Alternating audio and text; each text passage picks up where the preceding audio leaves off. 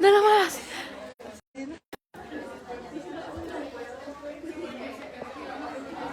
Sí, mira. A ver, ¿y se escucha? ¿Se escucha? ¿Se escucha? Nada más la cosa es que como que si lo suelto, mira. A ver. Aquí dale vuelta a la velita que está acá atrás. Ajá. Ah, sí, ya. Sí. Ya quedó. Ya. No, si somos unas genias. Como levantando. Genias creativas. ¡Ay, se está escuchando todo!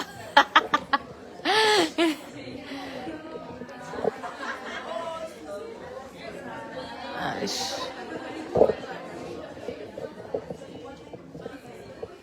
Ay.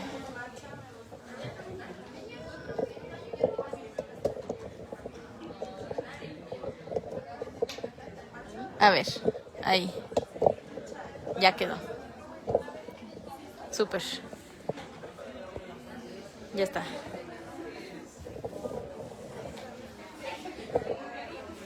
Hoy se ve todavía. Bueno, ya ni modo.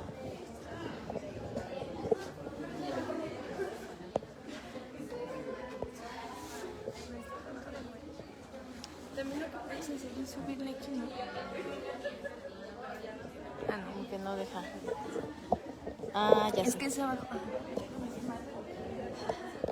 Ah, nada, sí. Ahí está. Algo así nomás.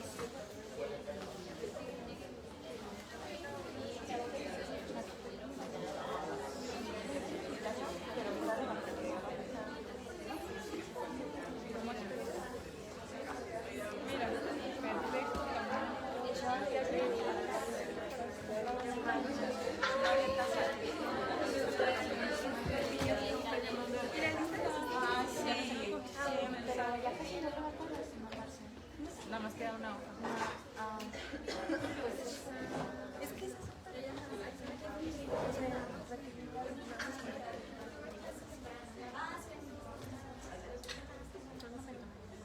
No, o sea, que se cabe en el momento. Digo, como no es tan preocupante que eso.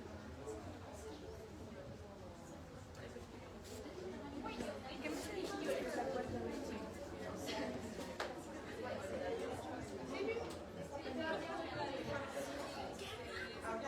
Sí, eso está bien.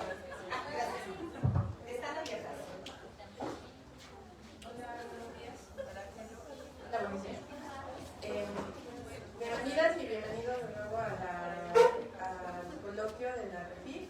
Esta es la mesa 4, Arte y Estéticas Feministas.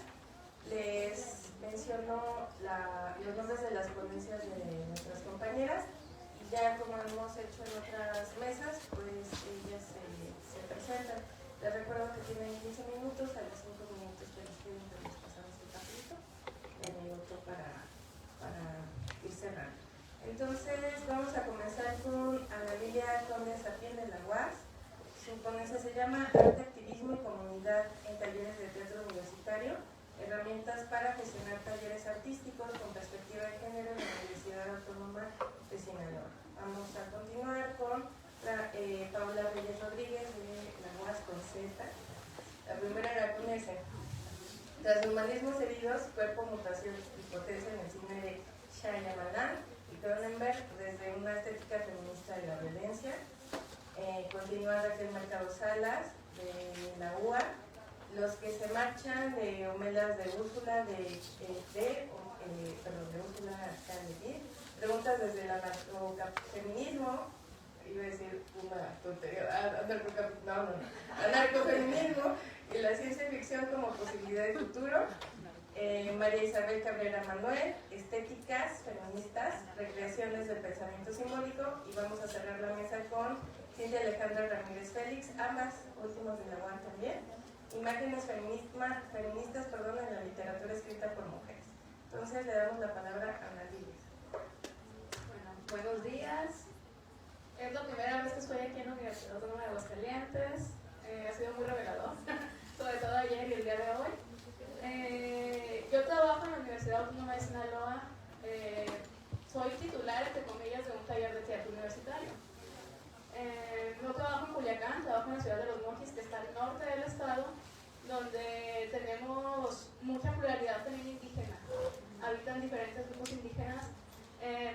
cual pues no se conoce como un lugar donde habiten indígenas, o eso es lo que tenemos nosotros entendido, ¿no? Como sinaloenses. En mi caso yo soy de Chihuahua, pero igual pues que soy sinaloense también, entonces tenemos ese entendido, ¿no? De que no se conoce, pues solamente se conoce la narcocultura, entre comillas, porque eso sí no es cultura como tal. Y lo quería poner en contexto porque tampoco soy filósofa de formación, soy comunicóloga y actriz, directora de teatro, pero pues el teatro pues tiene sus inicios filosóficos, ¿no? Y para crear metodologías feministas o con perspectiva de género y poder dar esos talleres así, es necesario pues hacer metodología, ¿no? O sea, tener un posicionamiento filosófico también. Y pues como resumen de este trabajo, quiero dejar de manifiesto que los talleres de teatro no son actividades solamente para escolares, ¿no? No son para llenar un carnet o les piden horas para liberarnos de servicio social, etcétera, de las cosas que inventan ahora en las universidades para retener alumnos. No todas hacen lo mismo, pero es algo que quisiera visibilizar, ¿no? O sea, son espacios de autoconocimiento, son espacios de contención y son necesarios. Bueno, aquí lo estoy manejando como estado del arte. Este taller nace en 2016. Yo le puse TITU, Taller Interdisciplinario de Teatro Universitario, y habita pues en la ciudad de Los Mochis. Aquí en Los Mochis, en la Universidad Autónoma de Sinaloa, no tenemos ninguna facultad de filosofía, ni de artes tampoco, ¿no? Lo más cercano sería la licenciatura en Ciencias de la Comunicación, o Trabajo Social, Psicología, que recientemente le incorporaron. Entonces también los alumnos pues están alejados un poco de eso, ¿no? De manera institucional. Ya cada quien pues investiga o lo que le gusta, pues se acerca, ¿no? Al taller. Bueno, este trabajo nace de muchas experiencias. Hice una exposición súper larga porque cuando hablamos de experiencias, pues queremos estar hable y hable constantemente. Entonces voy a tratar de resumirlo y obviar lo más posible, ¿no? Bueno, aquí está un poquito de los mis alumnos. Bueno, y aquí voy a hablar un poquito de la postura feminista o de perspectiva de género, que es como lo manejan las universidades. Todavía se tiene mucho miedo, ¿no? De decir que algo se posiciona como feminista, sobre todo en espacios académicos o institucionales. Y en el contexto en el que yo estoy, en Los Mochis, pues a mí me dicen, esos temas son muy escabrosos, o sea, como que hay mucho temor todavía de posicionarse desde el feminismo. Y pues la universidad tiene una búsqueda constante de la paridad de género o de trabajar con equidad de género. Entonces entra muy bien sistematizar un taller de teatro dentro de, porque también por agenda lo están haciendo, a lo mejor no tanto como una postura, ¿no? Sino más bien por cumplir ciertos requisitos o con ciertos ISOs o certificaciones. Es criticable y cuestionable, pero pues a mí me ha funcionado y he encajado en eso, ¿no? Y referentes pues en la universidad, estoy hablando de pues un círculo muy cerrado a lo mejor, pero dentro de la UAS no encontré mucha referencia, ¿no? Incluso en las escuelas de filosofía, de historia, de ciencias sociales, todavía no hay posiblemente una postura como tal, ¿no? Y quiero dejar en claro que estos talleres teorizan el proceso, no tanto el resultado como tal. Por eso se hace un acompañamiento también, ¿no? Que es parte del taller, que es un espacio seguro de contención donde no existan los roles de género como tal. Y de manera breve, como mi experiencia en la universidad, no hay muchas directoras de teatro, solamente conozco a otra y a mí. Y igual, por lo general, tengo más alumnos hombres que alumnas mujeres, ¿no? Y bueno, aquí estoy citando a Mónica Meyer, que nos comenta que la metodología de trabajo debe estar comprometida con la transformación social actual.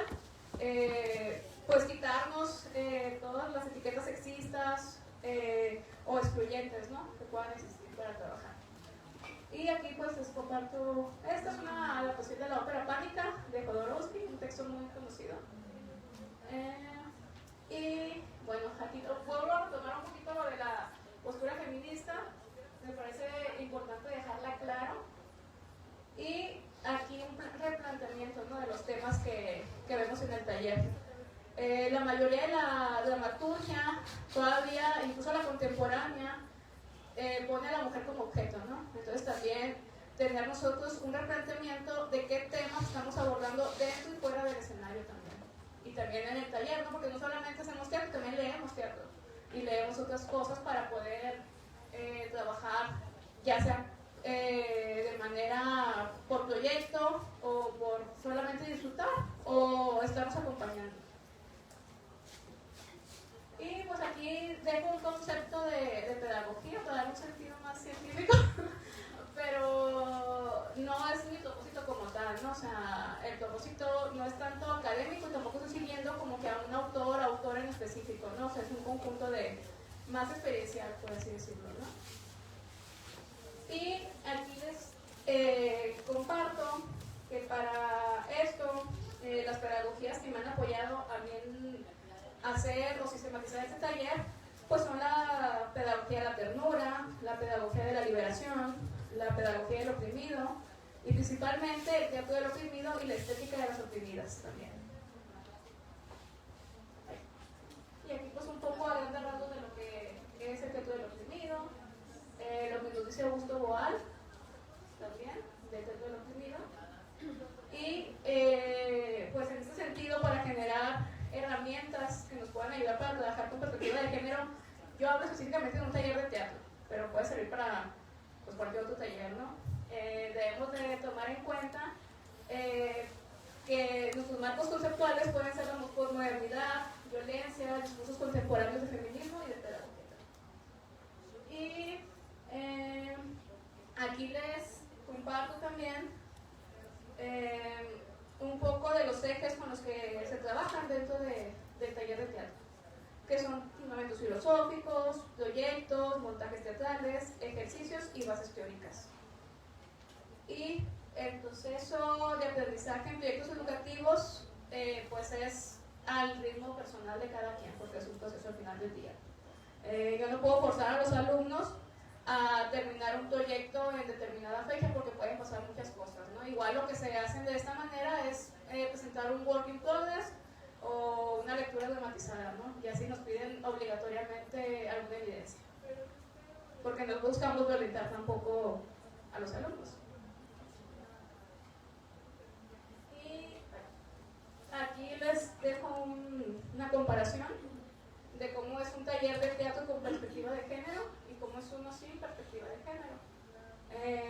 A grandes rasgos, los talleres de teatro que no tienen perspectiva de género, pues son espacios que siguen promoviendo la violencia, el hablar de cuerpos ajenos, son espacios dictatoriales también, a diferencia de un taller que tiene perspectiva de género. Y aquí les comparto también un poco de las estrategias pedagógicas que he sistematizado en el marco de este taller. Y aquí están, rapidito porque no quiero que se me acabe el tiempo, pero las voy a nombrar solamente. La caja, que es un ejercicio, por así decirlo, que hago con los alumnos, donde también ellos pueden dirigir o pueden que su voz sea escuchada, ¿no? O sea, aunque no se tome en cuenta al momento del montaje, que puedan improvisar o jugar. El laboratorio escénico, donde analizamos pues, los textos, adaptaciones de textos, de construcción, tanto de los textos como de algo que nos interese trabajar en el ámbito del taller, la concientización, la dirección sin jerarquía, el análisis sociosemiótico y la práctica, que sería como nuestro ritual, ¿no? Como actrices o actores. Y aquí pues les muestro una herramienta también que utilizo, que la practico con los alumnos, que nos preguntamos cuántos privilegios tenemos, ¿no? Con base en la hegemonía. O también, y ahí ya los alumnos se pueden posicionar o saber cuál es su postura en el mundo. Y bueno, a mí la sistematización de este taller me ha ayudado para tener una postura, y esa postura trabajarla en conjunto con las personas que participan dentro del taller, porque si es un taller que está dirigido a alumnos de la universidad, pero también participan jubilados, trabajadores universitarios, los hijos de familiares de ellos y la sociedad en general, ¿no? Pero pues como trabajo en el marco de una universidad, tiene que estar dirigido a estudiantes. Y bueno, resultados de trabajar así, pues los alumnos consiguen ser muy autogestivos, ¿no? O sea, se hacen diferentes actividades y gracias a esas actividades han podido viajar.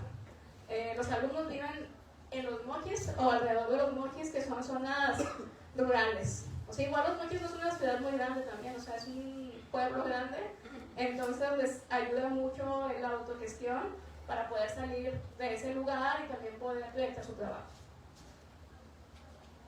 Y pues este taller es un taller periférico al final del día. Buscamos también descentralizar pues todo lo que pasa dentro y fuera de la universidad, porque no hay convocatorias que nos lleguen a nosotros estando en los Mochis, y también buscamos la manera de no necesariamente salir de ahí, sino nosotros crear nuestras convocatorias, ver cómo podemos ser también proactivas, ¿no? En ese sentido. Y aquí les comparto algunas imágenes de los alumnos. Me dieron su consentimiento para compartirlas. No solamente hacemos actividades relacionadas al teatro, ¿no? También diferentes actividades en las que ellas o ellos estén interesados, ¿no?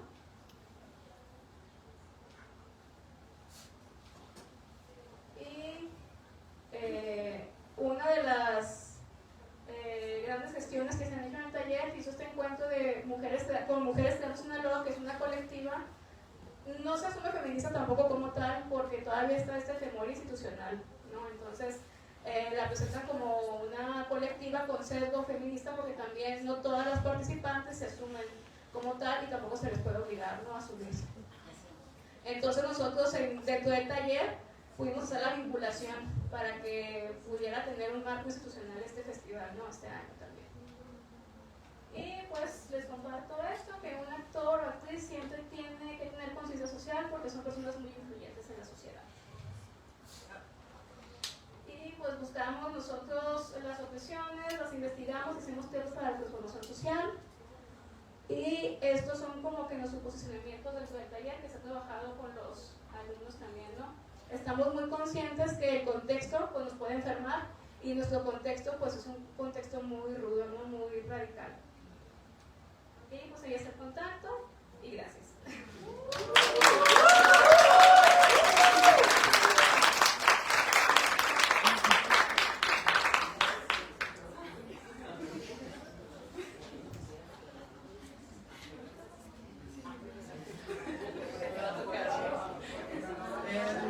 Hola, yo soy Paola Reyes Rodríguez, vengo de la Universidad Autónoma de Zacatecas, es UAS, exacto.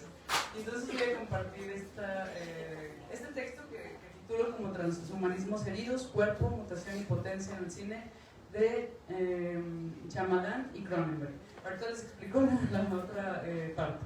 El discurso transhumanista suele presentarse como una utopía tecnológica que promete la superación de las limitaciones biológicas del cuerpo y la mente. Una humanidad mejorada, expandida, capaz de trascender la enfermedad, el dolor y la mortalidad. Sin embargo, bajo esta retórica de perfeccionamiento se oculta una dimensión política que rara vez se cuestiona. ¿Qué cuerpos son considerados mejorables y cuáles son sacrificables en el proceso? ¿Qué violencias históricas, afectivas y simbólicas se heredan en las mutaciones que celebramos como progreso?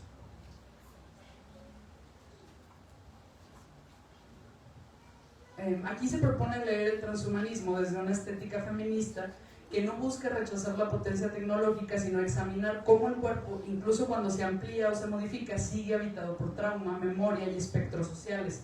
El cuerpo transhumano no nace limpio, está herido. Estas heridas biopolíticas, psíquicas y sociales son el punto ciego de las narrativas contemporáneas de mejora. Para desarrollar esta lectura propongo un diálogo entre algunos postulados que se derivan de la teoría feminista que analiza el concepto de posthumano, desde Haraway, Braidotti, Butler y Strike, y el imaginario cinematográfico de Cronenberg y Night Shyamalan, a través de películas como Videodrome, Scanners, Crimes of the Future, Split y Glass, desde donde intentaría analizar cómo el cine expone la ambigüedad del cuerpo mutante entre la potencia y la violencia, entre la emancipación y la captura. 1. Cyborg herido, necropolítica del cuerpo. Donna Haraway, en su manifiesto Cyborg, propone una figura híbrida que desarma los dualismos clásicos, mente-cuerpo, naturaleza-cultura, humano-máquina, y sugiere alianzas políticas más allá de las identidades fijas. Sin embargo, la lectura feminista del presente exige radicalizar su propuesta. Ese es mi parecer. El cyborg no puede entenderse al margen de sus relaciones de poder que determinan quién accede a la hibridación y quién es excluido. La promesa tecnológica sin perspectiva política puede convertirse en una nueva forma de dominación, puesto que al proponer al cyborg, Haraway imagina una figura híbrida del cyborg como metáfora política que escapa de los dualismos que han oprimido a las mujeres. Su intención es liberadora. En lugar de reclamar esa esencia femenina, plantea alianzas políticas basadas en afinidades y no en identidades físicas, pero ahí aparece la paradoja. Al disolver la identidad mujer en una multiplicidad de ensamblajes poshumanos, también se disuelve la memoria histórica de la opresión femenina. Si no hay mujeres como categoría política, ¿desde dónde se denuncia el patriarcado que las subordinó durante siglos? Y el riesgo en esta paradoja no es solo de carácter teórico, sino político. Haraway imagina un sujeto post-identitario justo en el momento en que las mujeres apenas comenzamos a ser reconocidas como sujetos históricos. Este gesto emancipador, al señalar que no somos una esencia, somos un ensamblaje, podría inadvertidamente borrar la genealogía de las luchas que hicieron posible hablar en nombre propio.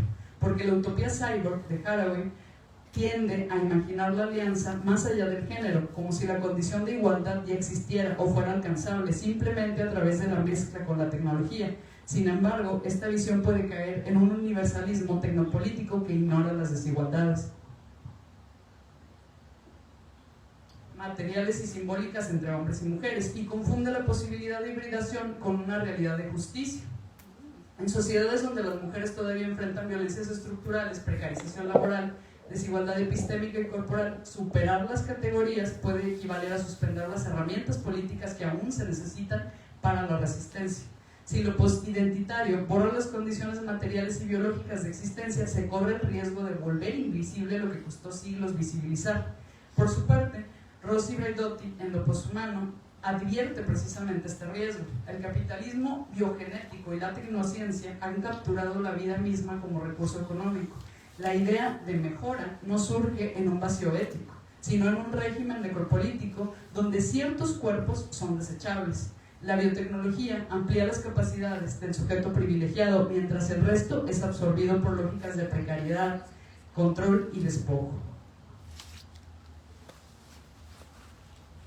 Braidotti propone reemplazar al sujeto humanista, masculino, racional, blanco, occidental, por un sujeto posthumano, relacional, múltiple y situado en continuo devenir con lo animal, lo tecnológico y lo planetario. Sin embargo, también hay una contradicción, un problema aquí, porque ese sujeto nuevo sigue partiendo del mismo punto de enunciación privilegiado que critica. Aunque afirma hablar desde la periferia, su discurso se formula desde una posición académica eurocentrada, institucional y biopolíticamente segura. La paradoja es que el sujeto nómada de Braidotti tiene pasaporte europeo, y su implicación, que critica al humanismo, se vuelve autorreferencial, puesto que habla contra el privilegio desde el privilegio. Y esto deja fuera otras formas de subjetividad o de corporealidad, especialmente las del sur global o las que no participan del circuito tecnocientífico. Aunque Rossi Braidotti advierte los riesgos del capitalismo biogenético, su propio discurso se mueve entre contradicciones. El sujeto posthumano que propone pretende escapar del privilegio, pero lo hace desde el interior del mismo. Su ética afirmativa universaliza la vida sin distinguir quién la vive ni bajo qué condiciones, y su optimismo tecnológico suaviza la dimensión necropolítica que denuncia. Este sesgo eurocéntrico y tecnofílico produce un desplazamiento político, sustituye la lucha feminista situada por una moral abstracta del devenir. En consecuencia, la vida se vuelve un concepto sin cuerpo, y el cuerpo, especialmente el de las mujeres, pierde su historia concreta de opresión y resistencia. Frente a este vacío, una estética feminista de la violencia recuerda que toda ética posthumana debe comenzar por reconocer las heridas que la tecnociencia y el capital inscriben en la carne. Por su parte, Judith Butler aporta una dimensión complementaria a la del reconocimiento y la habitabilidad en Deshacer el género, donde Butler recuerda que las normas definen qué vidas son vivibles y qué cuerpos son inteligibles dentro del marco social. Una mutación corporal, por más avanzada que sea, no garantiza reconocimiento ni cuidado. La violencia estructural puede persistir incluso en el cuerpo mejorado o moldeado de acuerdo a lo que se necesita. Sin embargo, en Deshacer el género, si bien Butler defiende la autonomía performativa del cuerpo como la posibilidad de rehacerse mediante actos, prácticas y significaciones que desafían el orden normativo de género, desde esta perspectiva, las transformaciones corporales, incluidas las transiciones de género, que pueden leerse como formas de resistencia o actos que interpelan las normas sobre qué cuerpos son legibles y qué vidas son vivibles, al mismo tiempo se sostiene que la habitabilidad de la vida depende de las normas sociales. Nadie puede existir completamente fuera de ellas. En otras palabras, para ser reconocidos como vivibles, los cuerpos deben ser legibles por un marco simbólico que los sostiene, y en este punto surge la siguiente tensión. Si toda vida necesita reconocimiento normativo para ser vivible, ¿cómo puede una transformación corporal realmente subvertir esas normas sin ser a la vez una reinscripción en ellas? Finalmente, con Susan Stryker, que esto es de un artículo que está en inglés, no está traducido en español y se traduce como Mis palabras a Viktor Frankenstein, ella reformula el concepto de la monstruosidad como una herramienta política. Lo monstruoso deja de ser una categoría negativa y se convierte en gesto de reapropiación.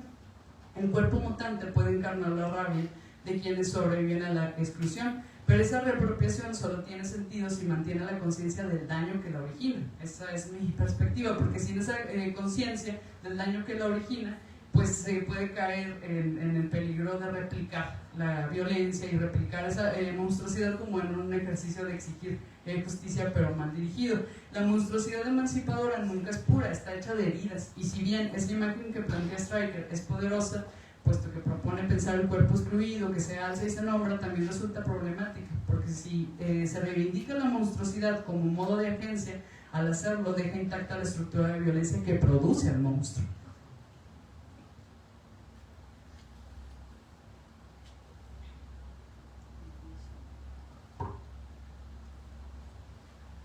Perdón, es que estoy muy acostumbrado a usar el ratón y con las manos luego me muevo más. Bueno, en otras palabras, la violencia que engendra la diferencia no se desmonta, se reapropia simbólicamente, pero sigue operando en lo real. La monstruosidad se vuelve signo de poder, pero no necesariamente de justicia, y en términos éticos eso implica un peligro: aceptar la violencia como materia creativa en lugar de como estructura que debe ser abolida. Para este punto tengo localizados dos ejemplos en el cine, específicamente en Split y Glass, The Night, que justamente, no sé si se acuerdan que hay un personaje en la película de Fragmentado que se llama La Bestia, y que es una personalidad resultante o una identidad resultante de un trauma del personaje, que es Kevin, que encarna literalmente esa ambigüedad. Su potencia física y su condición sobrehumana surgen del abuso infantil, y en la película incluso se sugiere que el dolor es la fuente de poder, que en palabras de La Bestia se expresa de la siguiente manera: aquellos que han sufrido son los verdaderos superhumanos.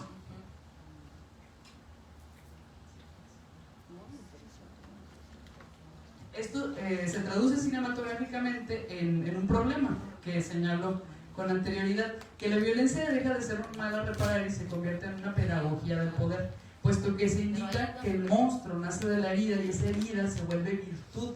Ahora bien, sin un soporte feminista, es decir, sin una ética del cuidado y de la habitabilidad y de la vida libre de violencia, estas narrativas pueden transformarse en un mito de la resiliencia forzada, que ahorita tenemos mucho ese concepto como de que hay que ser resilientes y hay que resistir, sobrevivir, está constantemente planteado.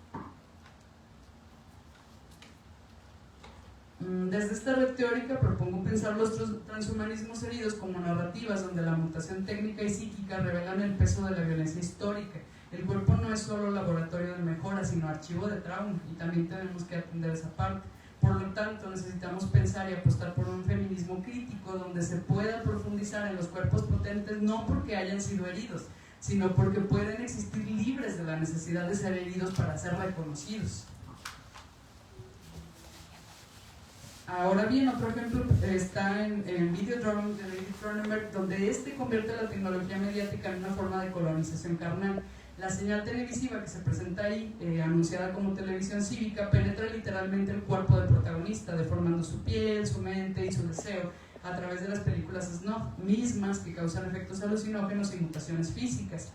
Y no está muy alejado de la realidad. Aquí la promesa transhumanista, una nueva percepción, un cuerpo expandido, se funde con una violencia simbólica. La máquina no se libera, sino que reprograma el cuerpo como extensión del mercado. La carne, como diría Braidotti, se vuelve materia capturada, instrumento de una biopolítica de la imagen.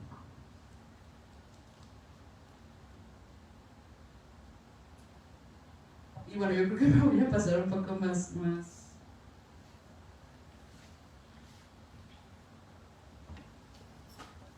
Y bueno, todos estos mecanismos, si los vemos sin el enfoque correcto, pueden ser peligrosos, y yo creo que por escucharlos vi que tenemos las mismas preocupaciones sobre algunos temas, o sea, preocupaciones con respecto a que sí estamos como que aceptando y reconociendo muchas cosas, pero sin el enfoque feminista, sin esa perspectiva, pueden ser peligrosos porque resultan en una justificación de ciertos movimientos o ciertas posturas conservadoras que a final de cuentas van a terminar poniéndonos en el mismo lugar. Este mismo mecanismo que vemos en ciertos movimientos masculinos actuales, como el de los incels, más recientemente podemos mencionar el caso de Lex Ashton, o los seguidores de figuras de autoayuda misógina como Temach, que construyen un relato en el cual su dolor por rechazo, frustración o marginación simbólica se convierte en fuente de derecho para violentar, dominar y minimizar. O sea, ahí vemos que ellos están pensando en una mejora o en espacios seguros para ellos, pero están resultando en esta mutación, en esta idea de ellos mismos como monstruo no herido,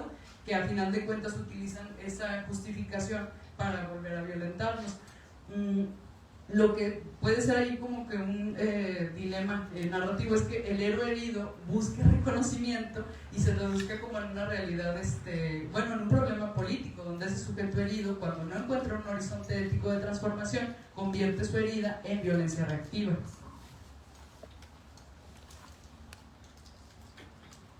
Y bueno, desde las autoras que se han mencionado a través de este trabajo, podríamos reivindicar la hibridación como promesa de alianzas nuevas, pero debemos recordar que esas alianzas solo son éticas si se acompañan de una política de cuidado, de reconocimiento y de vulnerabilidad. La potencia del cuerpo no está en su perfección ni en su reasignación, sino en su capacidad de transformarse sin borrar o orientar ese borrado, se puede, las huellas de su dolor, tanto individual como colectivo. El transhumanismo herido no es una utopía de mejora, sino una poética de supervivencia que se mueve entre paradojas. En él conviven la promesa de emancipación y la persistencia del daño. El cuerpo mutante no se libera de la violencia, sino que la encarna, la repite y a veces la estetiza.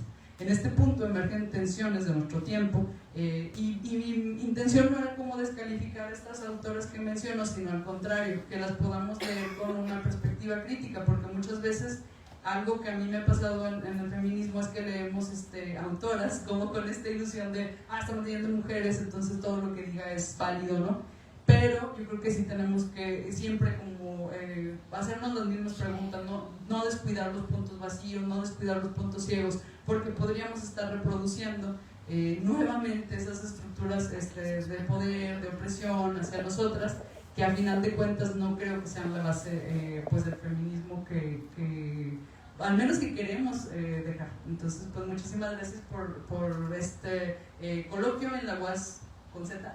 No hay un espacio para filosofía feminista, hay bastante rechazo la verdad ahí en el espacio académico, y pues estaría muy interesante luego hacer como versiones en todo el país, ¿no? Así como en contra de la institución.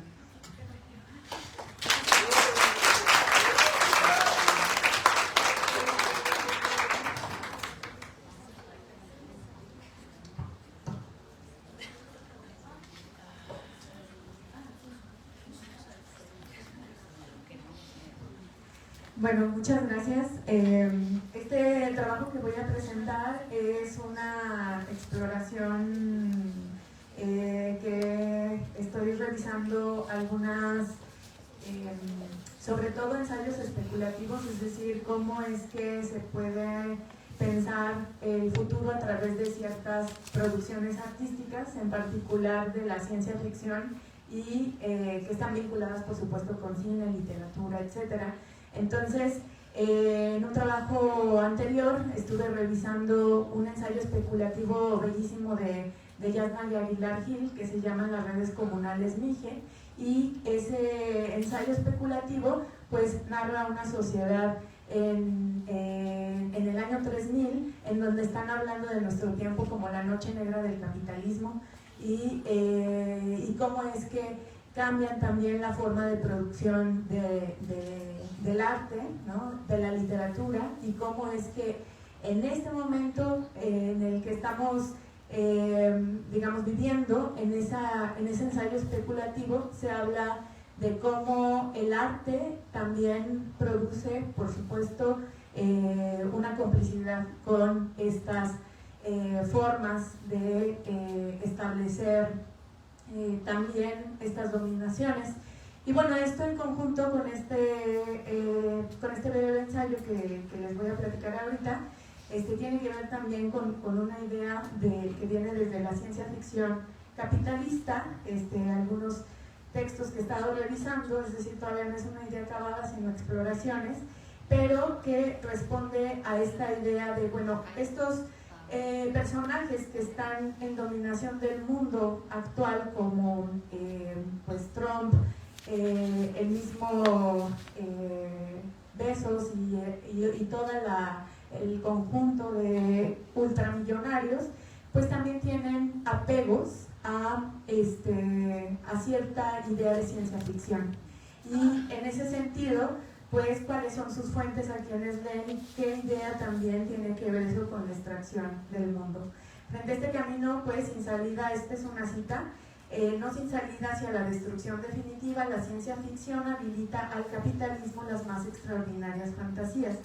La terraformación y colonización de otros planetas, la minería extraterrestre, la geoingeniería climática, la expectativa de vida de 1000 años, el turismo intergaláctico, inteligencia artificial al servicio de automatizar la totalidad del trabajo asalariado, las mercancías futuristas en suma que emanciparían al humano de los límites planetarios y de sus propios límites biológicos, pero que solo sería disfrutable por el 1% de la población mundial, ya que, como se mencionó, un boleto al espacio cuesta alrededor de $60 millones, porque la ciencia ficción capitalista se edifica sobre una irresoluble aporía que el mismo capitalismo puede solucionar con más capitalismo las mismas crisis que el propio sistema provocó y puede colonizar otros planetas con las mismas tecnologías que destruyeron este.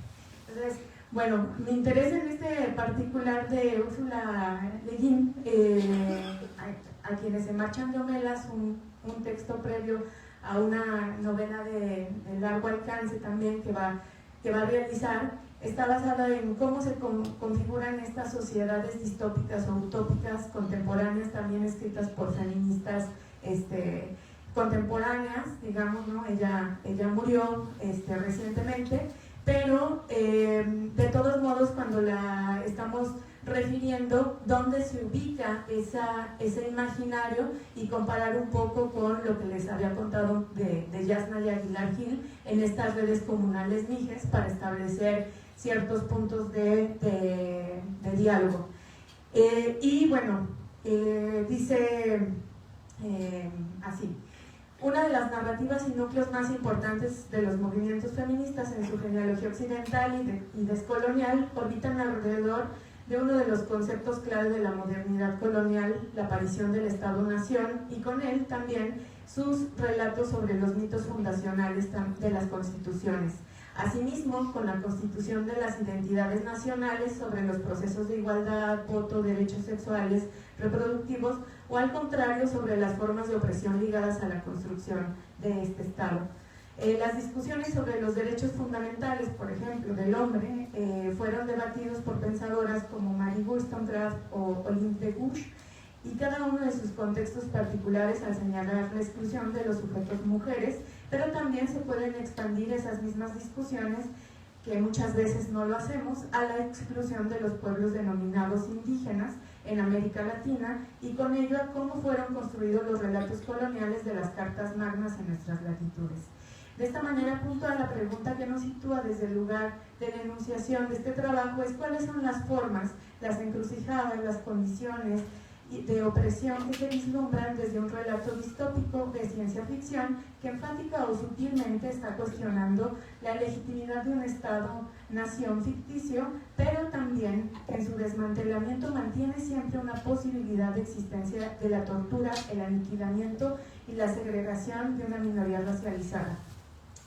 Bueno, durante el siglo XIX, la primera mitad del XX, además de los movimientos abolicionistas de la esclavitud, entre otros movimientos como las mujeres obreras de las internacionales, sufragistas, podemos identificar de manera simultánea que la incorporación de las artistas a las academias, como nos comentaba Paloma, y a la producción del arte, daban continuidad de manera sensible a la forma en la que los imaginarios a futuro se fueron construyendo y generando también como un correlato social.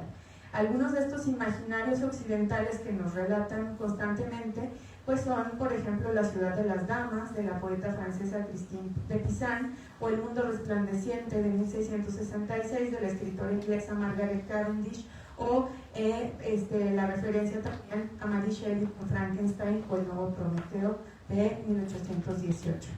Ya entrado el siglo XX y en las mismas décadas en las que aparece tanto la crítica como la teoría del arte feminista de la mano de Moshlin, Pollock, Parker, con una fuerte carga de pensamiento de la diferencia de los materialismos franceses, de manera simultánea se encuentran estas prácticas colectivas del arte feminista en grupos de trabajo como en el espacio público.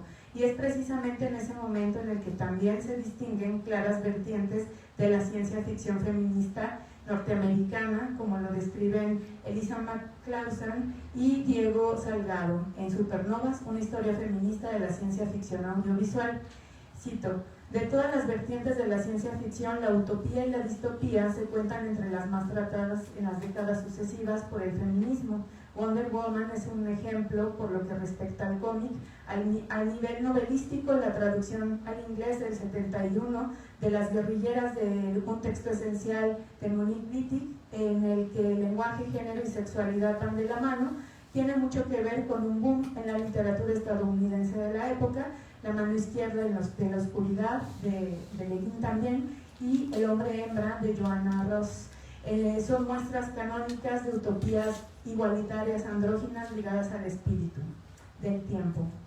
Fin de cita. Justamente en ese contexto, dada la riqueza de estos años y de la explosión de las prácticas y pensamiento y movimiento feminista, que la indagación de este capítulo se centra más bien en realizar preguntas a esa ciencia ficción a través de enclaves teórico-políticos implícitos en sus narrativas. Esto es, en la crítica que se puede vislumbrar desde una óptica de pensadoras respecto a las formas de gubernamentalidad en estas sociedades imaginadas.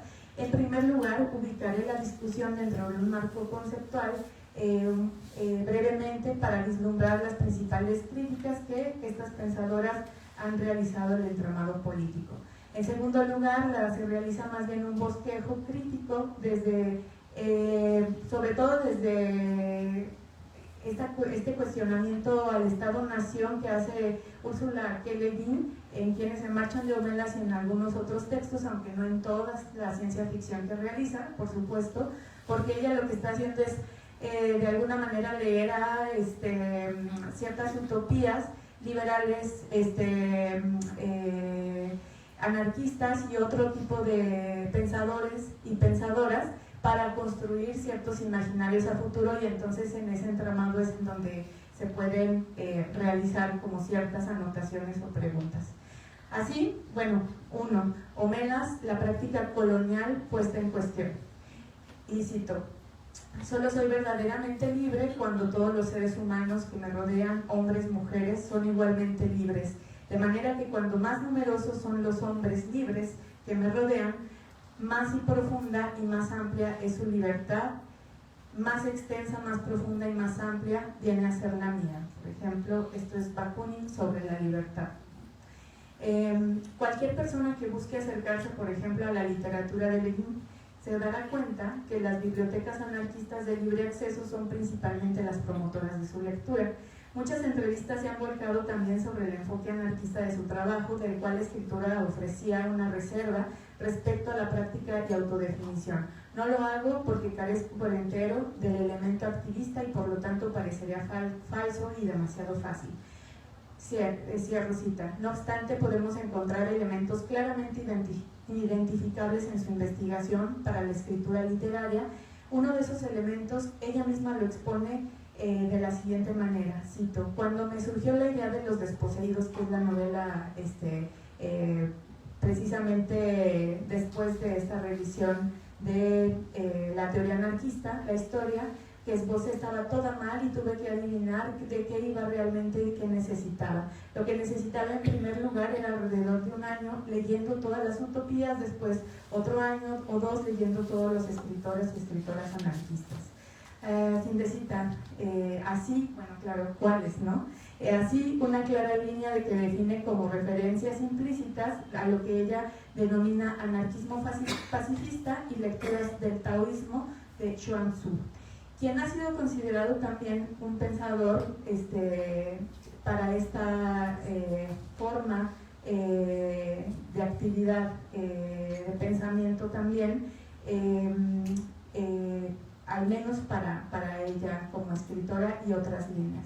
Como lo mencioné al inicio de esta reflexión, uno de los principales núcleos de la construcción de la ciencia ficción es la impronta de cuestionar la necesidad de esas figuras de autoridad, en la que ella hace, principalmente del modelo estatal de organización en el seno de los estados nacionales. En el relato que nos impele, quienes de Marchand de Homelas, que seguramente conocen, reconocemos una mezcla de todos esos elementos anteriormente mencionados por un cuestionamiento a la forma en la que regulan sus relaciones en esa sociedad ficticia de un futuro imaginario y la sutileza en la que las personas toman la decisión de abandonar cualquier tipo de sociedad que implique la jerarquía y la opresión.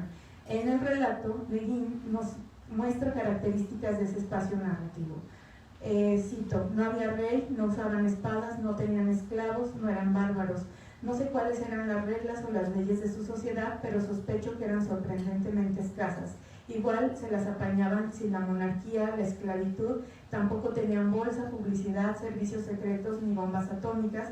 En realidad sería mejor no tener ningún tipo de templo en Homelas, o al menos que no hubiera templos gobernados por humanos.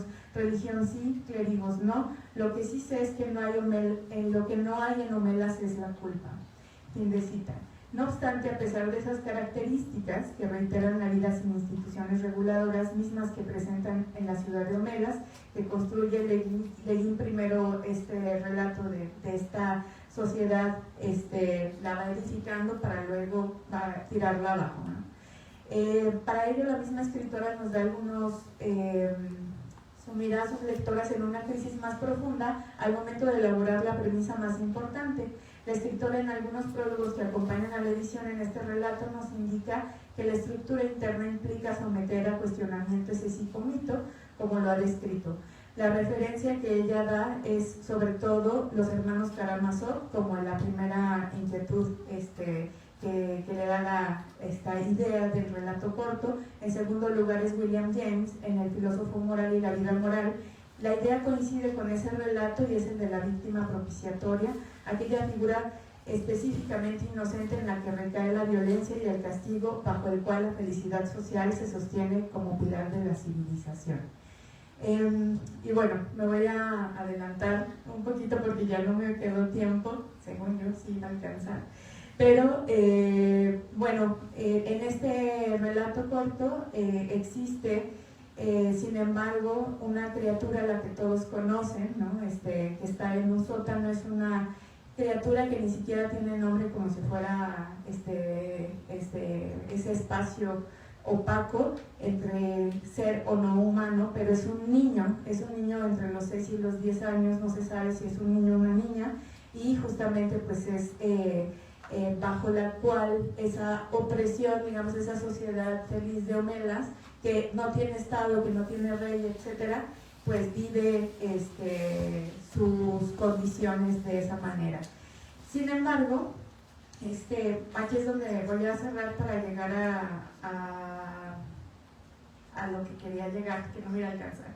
Pero bueno, la premisa de este sacrificio a través del cual pervive esa sociedad de Omelas es que al menos alguna vez en su vida los habitantes de ese lugar saben que tienen conocimiento, vean o no, a la criatura del sótano, que su bienestar se levanta sobre la fórmula de segregar, apartar, despojar a una población referida en esa pequeña criatura. Solía gritar pidiendo ayuda las noches y lloraba mucho, pero ahora solo emite una especie de gemido. Este relato del 73 tiene en nuestros días una actualidad escalofriante. Todos parecemos vivir en Omelas en un contagio del American Way of Life, sabiendo que todas las pequeñas o amplias libertades de movilidad, bienestar, cuidados se encuentran en esos espacios de sótanos públicos. En nuestro contexto, el caso paradigmático es Palestina. Según los informes de Save the Children del 2020, tal como lo recopila Jorge Ramos Tolosa en Palestina desde las epistemologías del sur, la infancia palestina es la única en el mundo que es enjuiciada sistemáticamente a través de un procedimiento militar en lugar de civil, y sostiene que el cargo más común que les atribuye es tirar una piedra, delito por el que frecuentemente la pena máxima es de 20 años de prisión, fin de cita. Además, también entre las prácticas de la violencia hacia la niñez se encuentra documentada y testificada la acción frecuente de gasear con armas lacrimógenas a niñas y niños cuando se dirigen o regresan de las jornadas de clases por parte del ejército israelí. Pero la más cruel y la clara violencia hacia los niños palestinos es la muerte masiva y genocida a la que han sido sometidas miles de vidas en su forma más cruel y acelerada desde el 2014 y el recrudecimiento del 7 de octubre hasta nuestros días del 2023, con el discurso manipulador de la seguridad del Estado de Israel. Quienes se marchan de Omelas, sean adolescentes o personas mayores, deciden salir de la idea de esa sociedad feliz y bienaventurada cuando la dignidad humana se ve de manera tan palpable sometida. Leguín nos ofrece la opción de la apostasía de los ideales aparentemente de estos ideales moderno-coloniales, aunque su relato no postula el después ni el cómo, las formas ni las posibilidades de quienes renuncian o abandonan esa narrativa. Plantea que ellos saben a dónde van, aunque no es posible configurar de qué sociedad imaginada se trata. Además, abandonan individualmente también Omelas. No se deja la pregunta y la hipótesis de qué tan latente es hoy la necesidad que nos hace preguntarnos sobre ello. Justamente es la imaginación de esos otros mundos posibles en el que el relato de Leguín se queda corto, se queda cerrado, no lo abrirá constantemente para visualizar un horizonte posible en el ejercicio de su narrativa. Escuchando, con el otro relato de Yasnaya, ya para cerrar, dice Yasnaya, para mí eso es imposible, ¿no? O sea, retirarme de un lugar sola, y de esa manera, como lo plantea el relato de Úrsula Le Guin, y es justamente porque en su imaginario, pues aquí es un relato corto que nos hace una pregunta, pero sigue teniendo un relato y un corte individualista que abandona, y cómo se abandona este tipo de figuraciones sobre el futuro. Y bueno, hasta ahí lo dejo. Muchas gracias por escuchar.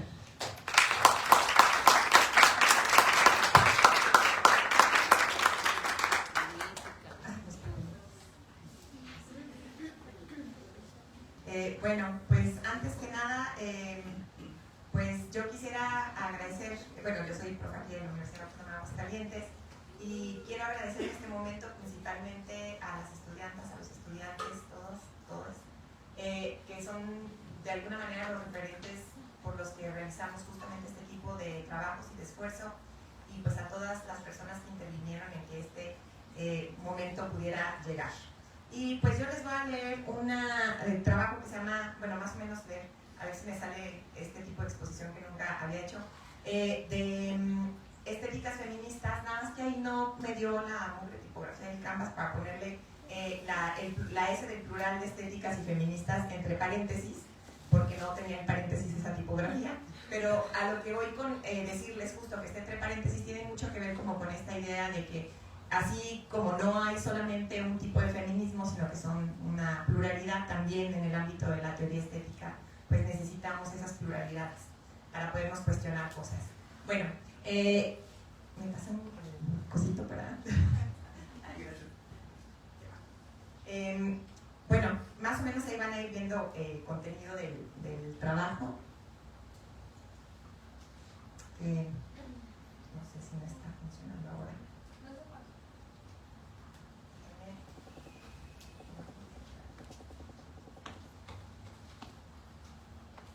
Bueno, no sé si ya se le acabó la pila. No, quién sabe. Tú me moviste. Bueno, te voy a molestar, Ana, perdón.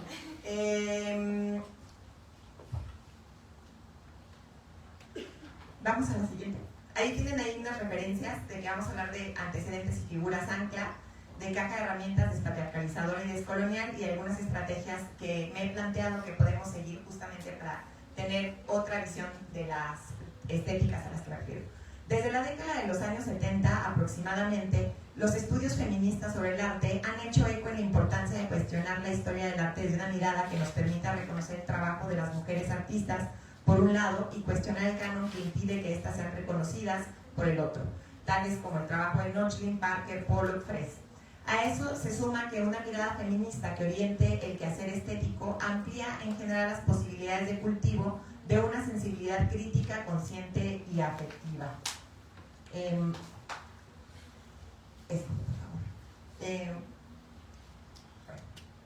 Esta tarea, que ha sido relevante y fructífera en el último medio siglo, ha encontrado en la filosofía un sentido y una tarea que aún está en construcción: el desarrollo de una estética feminista que permita pensar filosóficamente al arte y a la sensibilidad desde un esquema crítico con los ejes del pensamiento hegemónico que no solo han descrito sino prescrito al arte su papel legitimador del sexismo, el clasismo y el racismo, como se puede apreciar en algunas obras cruciales de la filosofía y teoría del arte de la segunda mitad del año pasado, con trabajos como los de Kate Millett en la literatura, Linda Nochlin en las artes visuales, Laura Mulvey en el cine, Griselda Pollock y Rosita Parker en la historia del arte, entre otras importantes teóricas y artistas que dieron cuenta de cómo la mirada masculina, desde la que se pensaba, se gestionaba y se hacía el arte, no solo no es neutral, sino que está marcada por el sexismo, el racismo y el clasismo, como demuestra la presente cita de Linda Nochlin, que dice deben también cuestionarse las suposiciones naturales y deben ser sacadas a la luz las bases míticas de gran parte de los así llamados hechos, y es en este punto donde la mismísima posición de la mujer como una reconocida intrusa, la ella disidente y no de la presunta uno neutral, en realidad la postura del hombre blanco aceptada como neutral o el oculto él como sujeto de todo predicado académico es una franca ventaja y no solamente un escollo o distorsión subjetiva. Bueno, a pesar de que esta otra genealogía de las prácticas artísticas tiene cultivándose y cosechando frutos desde hace más de medio siglo, es evidente que los prejuicios en contra de la importancia de este enfoque siguen estando vigentes en una gran parte de las academias, espacios e instituciones vinculados con las prácticas estéticas y artísticas. Es por ello que justamente proponemos otra genealogía. En este sentido, este trabajo tiene el objetivo de reflexionar en torno a las propuestas de desarrollo de una estética feminista que ha reconocido en su quehacer la necesidad de desajustar la sensibilidad y la razón simbólica para pensar los fenómenos estéticos y artísticos desde un lugar que permita cuestionar, destacar y repensar la tarea filosófica como pensamiento sensible, así como de la importancia de tomar conciencia de lo vital de esta tarea en la medida en la que atraviesan los aspectos más relevantes de la forma,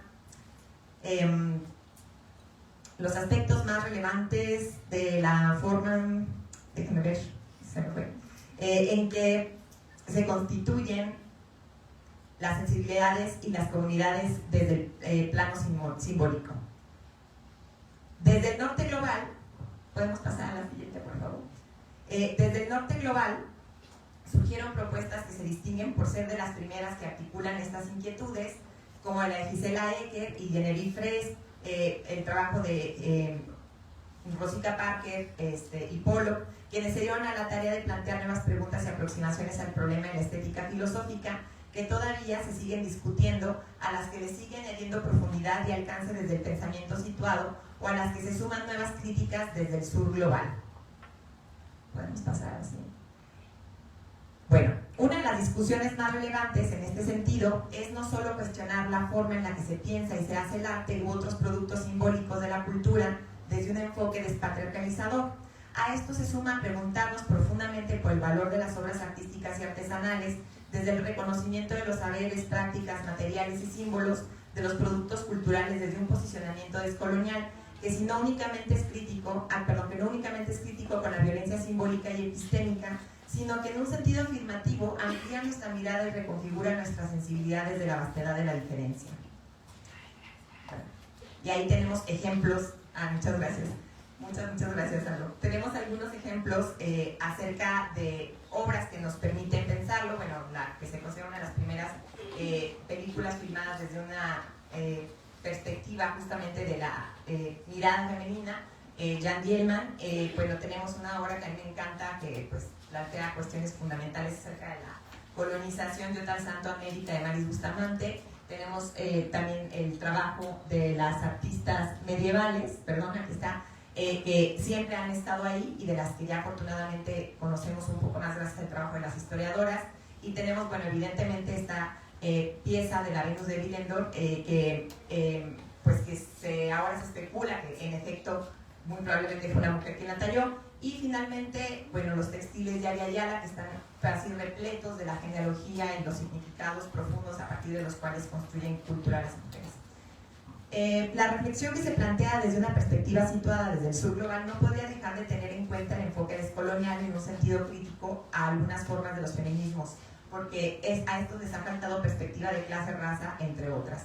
En un sentido afirmativo, encuentro que los feminismos del sur global pueden y deben plantear estrategias diferentes para de hecho poder llevar a cabo lo que llamamos desplazamientos en la crítica simbólica, tal como lo hemos trabajado, bueno, Raquel y yo en otros momentos, que apunten hacia otros horizontes en la reflexión filosófica de las artes y, bueno, propósito en el que nos sentimos muy cercanas al trabajo en el área de Francesca Gargalo, que tenemos por acá, y que justamente nos dice: la liberación estética y la liberación de las mujeres son procesos que se entretejen y apelan a más, probablemente a una ideología difusa que no descansa en la economía sino en la creación, a una poética no violenta y por ende no ética, a reiteraciones de imágenes de una belleza desligada a la búsqueda de un lucimiento personal, a elaboraciones de objetos, cartas, cantos, teatralizaciones, danzas que convocan a sesiones de olfatos, de tactos, de gusto, de ejercicio, de vista, de oído, a tiempos que suspenden las actividades y tiempos que las aceleran, descanso y vórtice.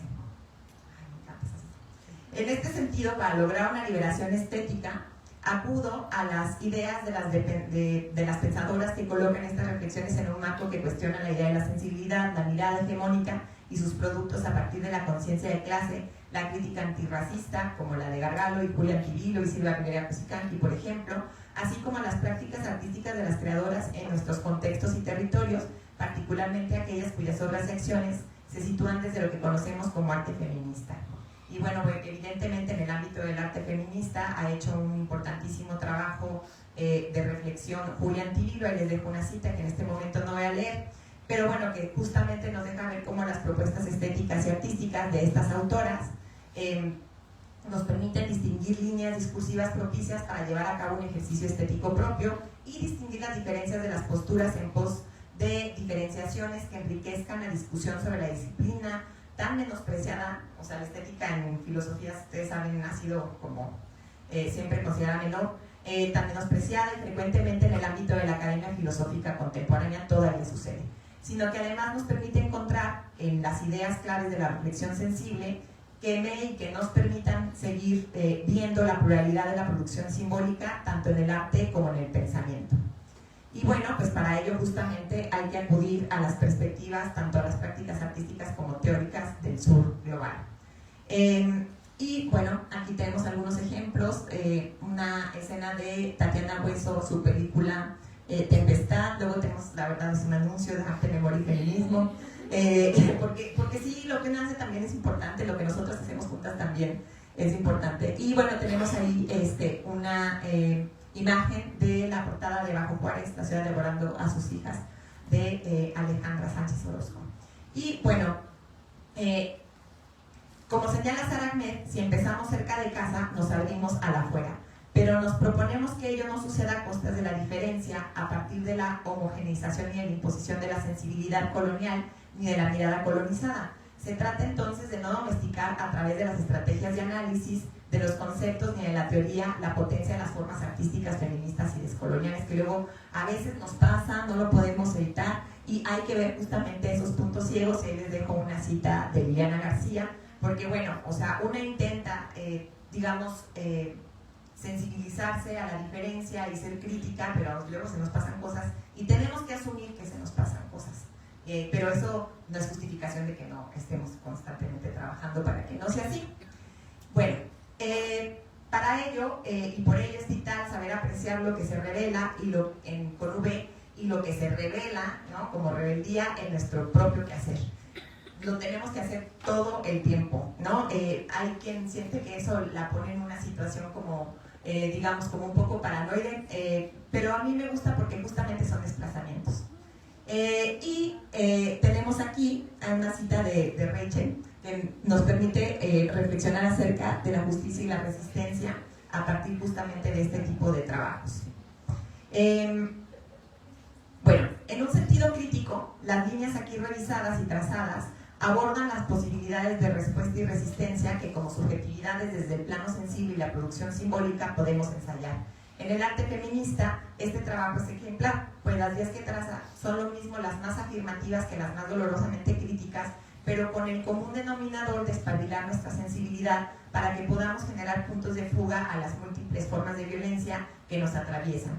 Entonces, me parece que son una especie de invitación a moverse. Entonces, así. Y para ello propongo, ya para ir casi cerrando, una serie de claves que a mí me han ayudado como para proceder en mi trabajo, pues como filósofa, pero que siempre de alguna manera ha tenido como un pie en el ámbito de las artes. Y estas cosas a mí me han funcionado más o menos, ¿no? Como siempre recurrir a la imagen, o sea, cuando mi razonamiento no alcanza, la imagen acomoda. En segundo lugar, recurrir al pasado pensando en el futuro desde el presente y reconocer que no somos ni las primeras ni las últimas, afortunadamente, ¿no? Entonces, pues, eso también quita peso de encima, pero nos conecta con un montón de cosas. Y, bueno, tener puntos de referencia claros de dónde nos alejamos y a dónde queremos ir, porque claramente sabemos qué tipo de teoría y qué tipo de prácticas en el ámbito de la vida no queremos, pues, justamente seguir reproduciendo. Y pues el horizonte distópico o utópico pues es solamente así todavía un horizonte, pero sabemos más o menos de dónde tenemos que alejarnos, ¿no?, ya que quisiéramos llegar intuitivamente, y para eso también sirve la sensibilidad. Otra cuarta estrategia que propongo es partir de la diferencia. No hay sentido en replicar lo que no nos representa, y creo que como filósofas, como pensadoras, como artistas, esto es una cosa que es muy muy cercana a nuestro quehacer.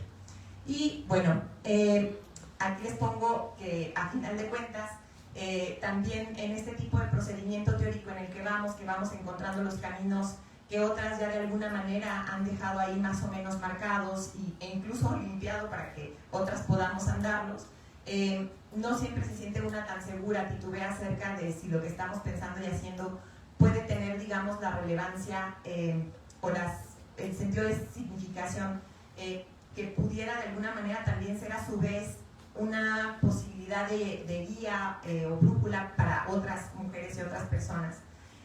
Pero pues pongo aquí este recordatorio para que no nos tomemos tampoco tan en serio, pero al mismo tiempo nos cuidemos y nos demos importancia. Y dice, dentro y fuera de todo, o más bien en las fronteras, recordar siempre una cosa y reconocer su contundencia. Estamos juntas más allá de la teoría, construimos mucho más que la teoría, aunque esta tampoco nos es ajena. No pensamos solas, no navegamos en lenguaje solas, no escribimos solas, nuestras discusiones no son soliloquios, nuestros sueños están parasitados de otras a las que también hemos contagiado. Las configuraciones resultantes no serán infinitas, pero sí suficientes, porque el horizonte, las huidas, las llegadas no son justamente como decía Raquel, en solitario. Y bueno, pues yo les agradezco su atención. No está la diapositiva. Ahí está. Muchas gracias por esta pregunta que construir y disfrutarlo común.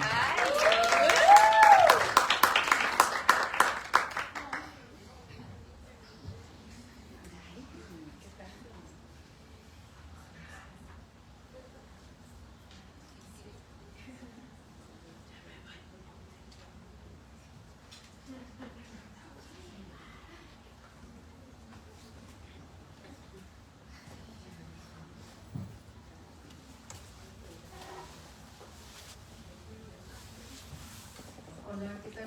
Pues buenas tardes ya.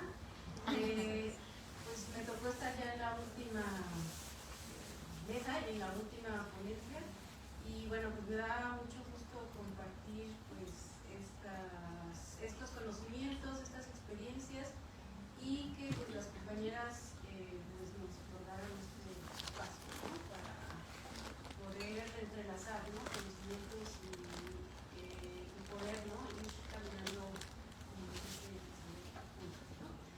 Bueno, el título de mi ponencia, de mi tema es Imágenes feministas en la literatura escrita por mujeres.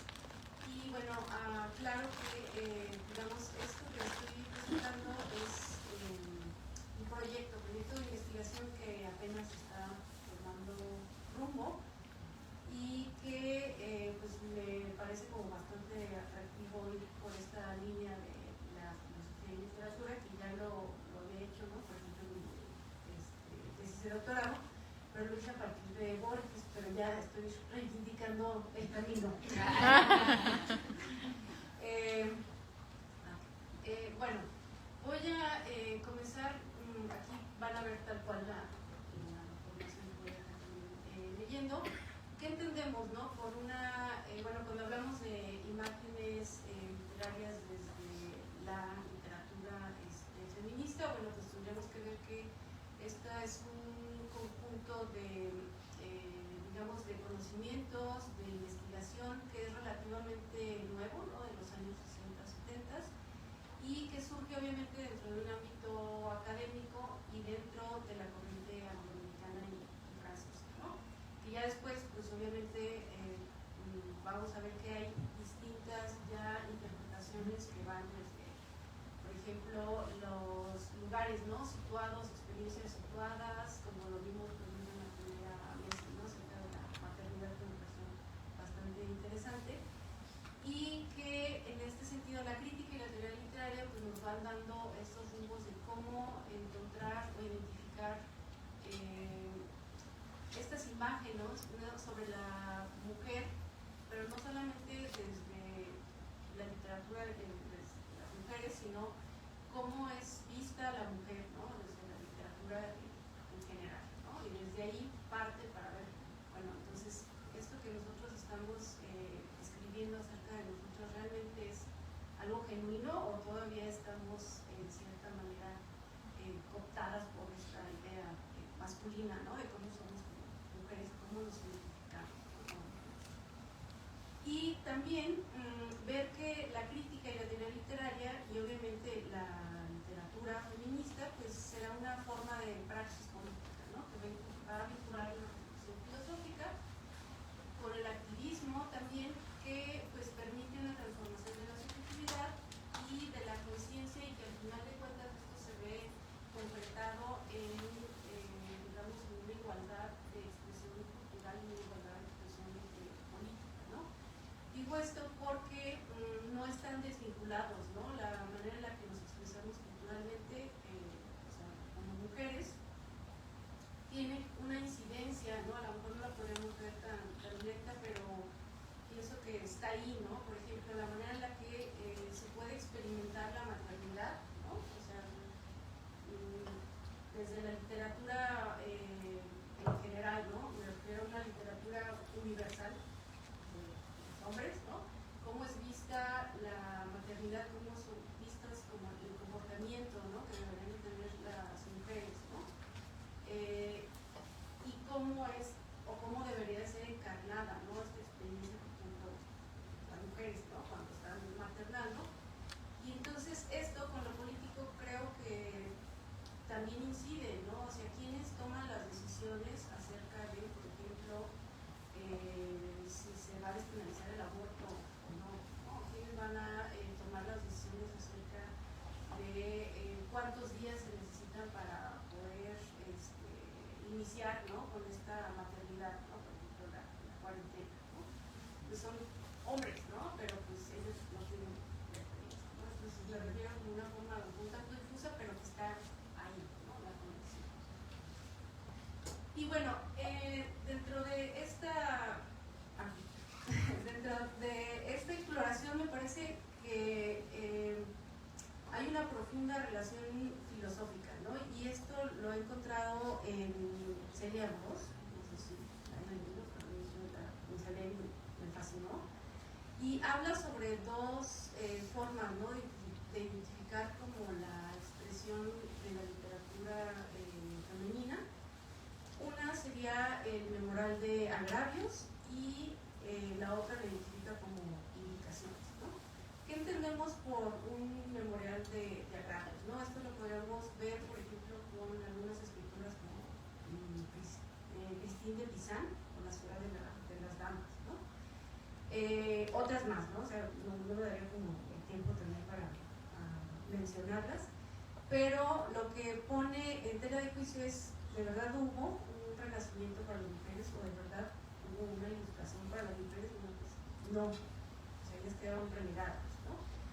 Entonces, este memorial de agravios, ¿no? Que agrupa distintos textos de mujeres, nos dice que su característica es que no ponen en cuestión la jerarquía de poder entre los géneros, ¿no? Ni tampoco vindican la igualdad, ¿no? Lo que más bien sería como una forma de queja, ¿no? Lo mismo, entre comillas, una forma de queja, ¿no? Acerca de la condición en la que se encuentran las mujeres, ¿no?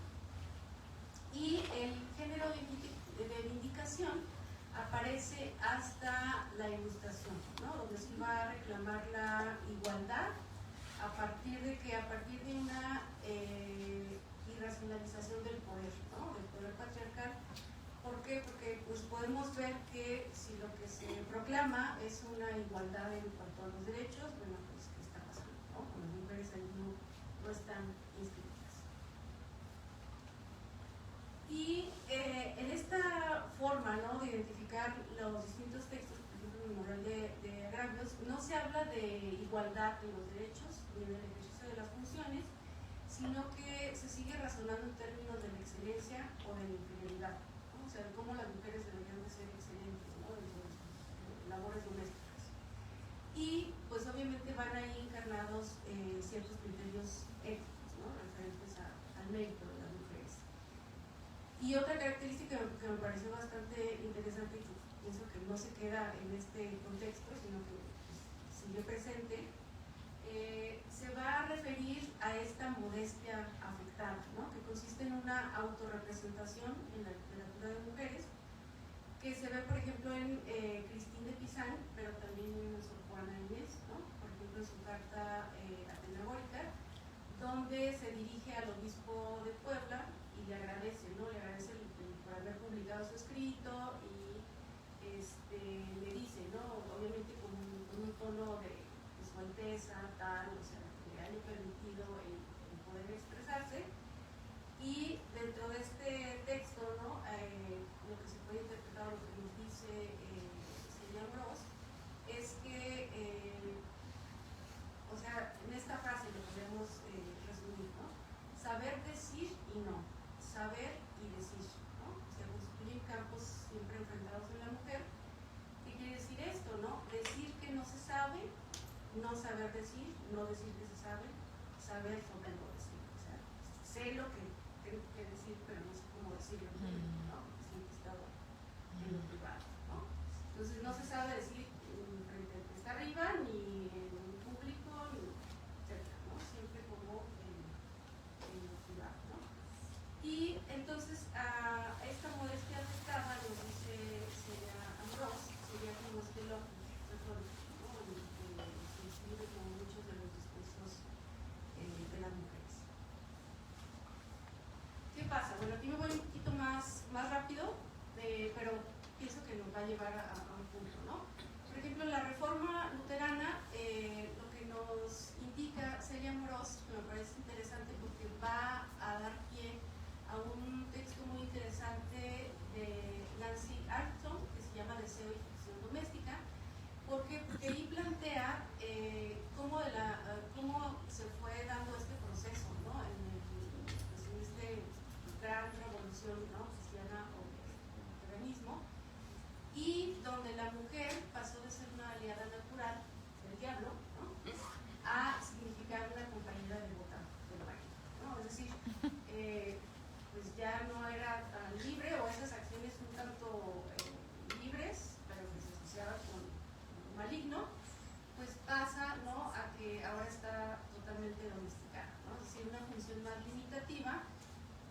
más precisamente definida para la mujer, ¿no? Y entonces este texto de Deseo y Ficción de Armstrong analiza cómo este ideal se ha generado exclusivamente en la novela, ¿no? Entonces este texto analiza cómo las distintas novelas escritas por hombres y como ciertos decálogos, ¿no? de conductas sobre la mujer implantan esta noción o este modelo, ¿no? Que también se sigue dentro de las novelas escritas por mujeres, ¿no? Dentro de la figura de las labores domésticas, ¿no? Y bueno, aquí me voy rápido porque también esto creo que lo han mencionado anteriormente, ¿no? Pues figuras como Wollstonecraft o aquí, por ejemplo, con Declaración de los Derechos de la Mujer, donde parece ser que una de los paradigmas o de las figuras o arquetipos, más bien podríamos entenderlo así, respecto a la mujer es su naturaleza, ¿no? Es decir, su naturaleza y su naturaleza como guardiana de ciertos valores que serían pues propios, ¿no? De las virtudes, de la sensibilidad, y que se menciona, por ejemplo, con el bon sense, ¿no? Como con el buen sentido, ¿no? Las mujeres tienen este buen sentido de que es correcto. ¿Por qué? Porque están ancladas a lo natural, ¿no? No tienen como este instinto maligno de hacer algo malo que vaya en contra de la naturaleza. Y ahí podríamos ver también cómo pues representamos a las mujeres, ¿no? O sea, por qué vemos que las mujeres o por qué más bien las mujeres están representadas, ¿no? A partir de estas figuras, por ejemplo, la Estatua de la Libertad, ¿no? O los símbolos de la justicia, ¿no? O sea, ¿por qué? Porque encarnan como esta parte natural, ¿no? O sea, que no tienen esta ambivalencia con la cultura, ¿no? Con los derechos, ¿no? Con la forma citadina, ¿no? De entender que se podría de alguna manera desdibujar, ¿no? Esta tendencia a lo natural. Y otra forma, ¿no? También de ver a la mujer, pero esto desde la misoginia, ¿no? Aquí podríamos estar citando, por ejemplo, a Kierkegaard o Marqués de Sade, ¿no?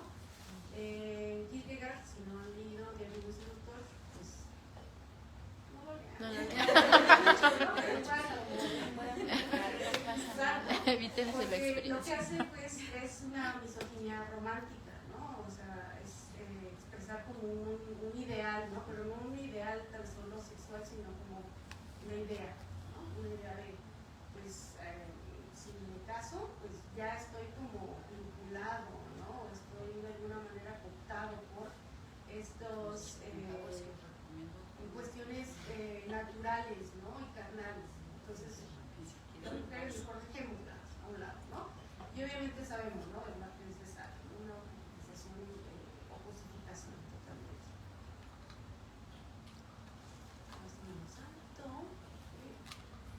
Otra forma también en la que podríamos nosotros ver, ¿no? La manera en la que se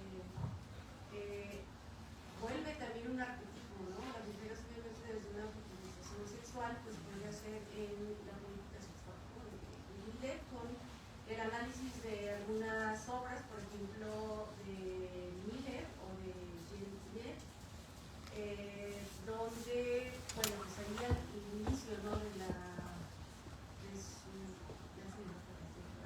Al inicio de este análisis, pues tal cual, ¿no? O sea, cita, ¿no?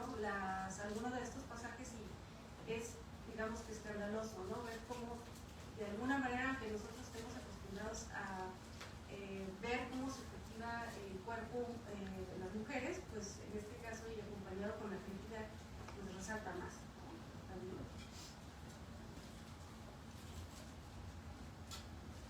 Y bueno, cuando hablamos de imágenes, ¿no? Literarias de las mujeres, tendríamos que ver que, por ejemplo, hay ciertos pilares, ¿no? O hay un pilar que va a ser, digamos, el primordial, ¿no? Que va a ser el pilar sexista, ¿no? En cuanto a la imagen que se vuelve como un arquetipo, ¿no? De las mujeres. Y entonces,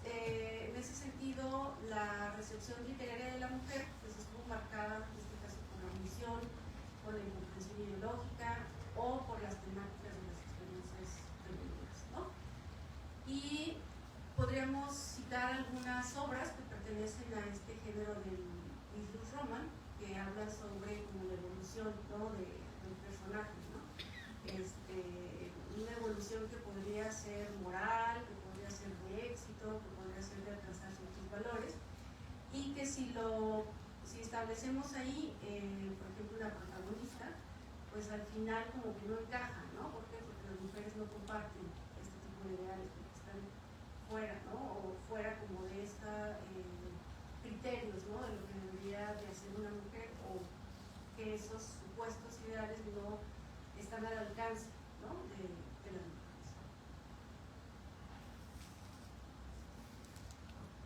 Y bueno, también, ya se me va el tiempo, otra cuestión también que lo vemos y que está latente, ¿no?, dentro también de la estética, de los arquetipos, es la producción de imágenes o de figuras no solamente literarias, sino también propias de la mitología, ¿no? Por ejemplo, ¿por qué asociamos a las mujeres con divinidades que tienen, digamos, una constitución más inconsciente, ¿no? Como por ejemplo la luna, ¿no?, el mar, la tierra, etc.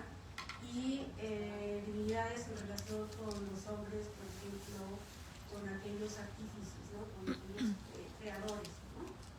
Entonces, esto también pues va creando, ¿no?, va mermando la manera en la que las mujeres pues, están un tanto perdidas, ¿no?, respecto a cuál es la identidad, ¿no?, qué es lo que tendríamos que identificar, ¿no?, en nuestras expresiones. Y a eso voy, ¿no?, con otro texto que he estado leyendo últimamente, que es de Hélène Cixous. Ajá, La risa de Medusa, ¿no? Y obviamente también ahí cito a Irigaray, ¿no?, con el espectáculo de la otra mujer, donde, ya para ir cerrando, ¿no?, podemos ver que como hay distintas fases, la manera en la que se da esta crítica literaria y se identifican las imágenes, ¿no?, de las mujeres. En un primer momento podemos ver cómo se da, ¿no?, el lenguaje sexista dentro de las novelas o de la literatura escrita por hombres.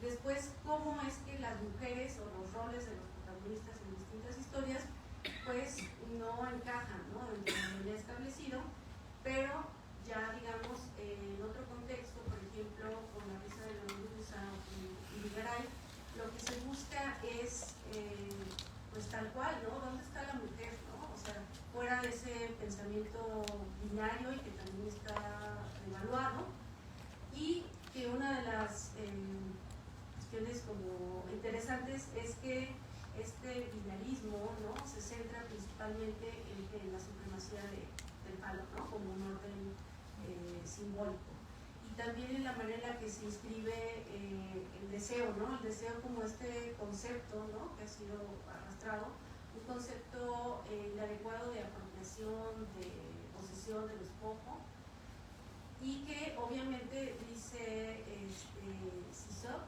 que esto pues debería de cambiar, ¿no? O sea, el deseo debería ser una relación de intercambio en una situación equitativa, ¿no?, y no siempre como de apropiación, ¿no? Y finalmente, llegando aquí, pues lo que quisiera resaltar, ¿no?, es que analizar, ¿no?, cómo la imagen de las mujeres dentro de la literatura pues es un largo recorrido, ¿no?, un largo recorrido que se inscribe desde la apropiación de la propia identidad, de la apropiación del cuerpo, de cómo podemos experimentar nuestro cuerpo, y que al final, por ejemplo, con estas dos autoras que hacen una reflexión obviamente sobre la literatura a partir de la filosofía, es legitimar el cuerpo como campo o cuerpo de la escritura que va a liberar, ¿no?, de la autocensura, y va a motivar la exploración que va más allá de lo corporal, que ya es algo pues inédito y que contribuye a la creación de un discurso que se entreteje en múltiples puntos, ¿no?, que sería en este caso como la raza, clase social, la nación, la cultura o el género, y que cito a esta gran escritora, La risa de la Medusa, para terminar, ¿no? Dice: si existe algo es, paradójicamente, su capacidad para desapropiarse sin egoísmo. Cuerpo sin fin, sin externidad, sin partes principales.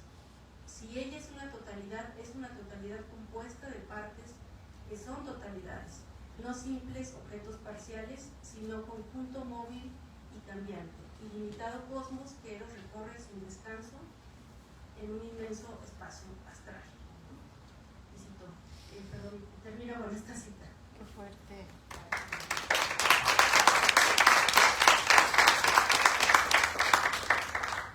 Gracias a todas. Tenemos 10 minutitos, ¿sí? Para preguntas. No sé si alguien quiere preguntar o comentar algo.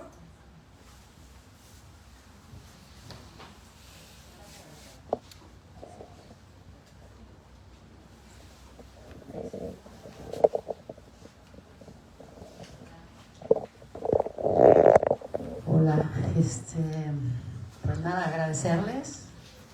Maravillosa la mesa. Comentarios. Pues nada, Isabel, Raquel, agradecerles, ¿no? Siempre que las escucho digo, son conciencias feministas avanzadas. Entonces, sí. Entonces, agradecerles, además la generosidad. O sea, siempre me siento como perdiendo un montón de cosas, ¿no?